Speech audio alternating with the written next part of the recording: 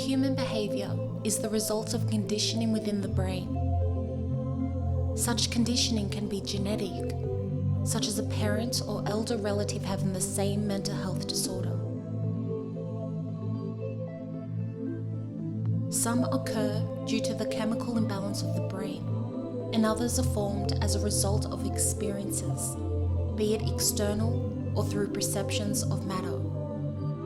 Perceptions and experiences that contribute to the city of beliefs within the brain. A system of beliefs that ultimately define all behaviour. You see, there are 3 sections to the brain. The first section is our conscious mind. Here we have the emotions, thoughts, and ideas that we are aware of. The preconscious mind is where all the memories reside. It is difficult to access these without therapy, training, or as a result of external sensory triggers. And the last section is the unconscious mind. It is like the dark alleyways of the city, and it is here the roots of all behaviours reside, where one's deepest thoughts, impulses, and desires live. So you see, due to the way the city stands, it is not the individual that's problematic, it is their behaviour.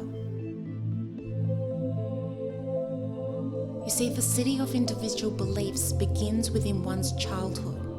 The ground on which the city stands begins as a blank blueprint that grows its buildings according to the experience, be it good or bad. And due to the development stages, when a child experiences trauma, it affects their cognitive functions and all their emotional well-being. This can then result to mental health issues that can unfortunately last a lifetime. A child's brain is still developing, and due to this, they are vulnerable. When untreated, more aspects of their lives begin to be affected, from physical health to relationships, cognitive impairment, and emotional dysregulation. Children grow into adults, where sustaining livelihood becomes more difficult over time. Some people keep it to themselves, where they boil up like a kettle inside. Some release the trauma through anger, and others, they lean on relationship dependencies. There are those who lose touch of reality, some lose heart towards humanity, and then there are those who turn to substance abuse, homelessness, and even the sex industry. Then there are those who self-harm, and sadly they commit suicide as a result.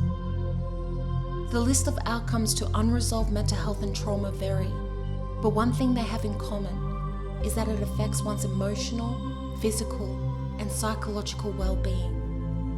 A state of being that has somebody committing suicide every 3 seconds. If you think about that for a moment, that's 28,800 a day, over 201,000 souls a week. This then leads to over 10.5 million people in any given year. So if you or anyone you know are experiencing any form of trauma, especially from your childhood, please reach out. If you notice somebody's behaviour has changed or that it's affecting those around them, please seek guidance. If we work together as a community, then together we can make a change.